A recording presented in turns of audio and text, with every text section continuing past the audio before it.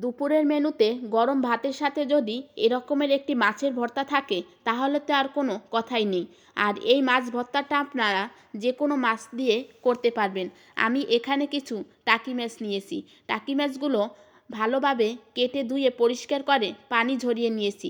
এবার এর ভিতরে দিয়ে দিব হলুদের গুঁড়া, মরিচের গুঁড়ো এবং সামান্য লবণ। এগুলো দিয়ে মাছগুলো ভালোভাবে মেখে নিব। তারপর একটি কড়াইতে তেল দিয়ে তেলটা গরম হয়ে আসলে আমি মেখে রাখা মাছগুলো ভেজে নিব। আর মাছগুলো ভালোভাবে উল্টিয়ে পাল্টিয়ে দুপাশ ভেজে নিতে হবে। আর এই সময় মাছগুলো ভালোভাবে কড়া করে ভেজে নিলে মাছের ভর্তাটা খেতে কিন্তু বেশ মজাদার হয়। তাই মাছগুলো মিডিয়াম আঁচে রেখে ভালোভাবে দুপাশটা লাল করে ভেজে নিতে হবে। এই সময় চুলার জালটা হাই হিটে রাখলে মাছগুলো পুড়ে যাবে এবং ভিতরে কাঁচা থাকবে, আর এটি খেতে কিন্তু মজাদার হবে না। মাছগুলো ভাজা হয়ে গেলে আমি তেল থেকে তুলে নিব। তারপর ওই একই তেলে দিয়ে দিব কিছু শুকনো মরিচ। শুকনো মরিচ দিলে মাছ ভর্তার কালারটা বেশ দারুণ আসে। মরিচগুলো আমি ভালোভাবে নাড়াচাড়া করে ভেজে নিব।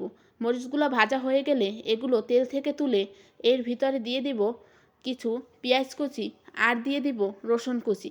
তারপর এগুলো বেশ কিছু সময় নাড়াচাড়া করে নিব।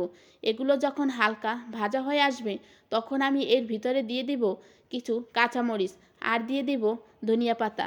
এগুলো দিয়ে আবার বেশ কিছু সময় নাড়াচাড়া করে সব উপকরণগুলো ভেজে নিব। আর এই সময় আমি এর ভিতরে অ্যাড করব সামান্য লবণ। লবণ দিয়ে এগুলো নাড়াচাড়া করে আবার কিছু সময় ভেজে নিব। তারপর এটাকে তুলে একটি পিরিজে নিয়ে নিব।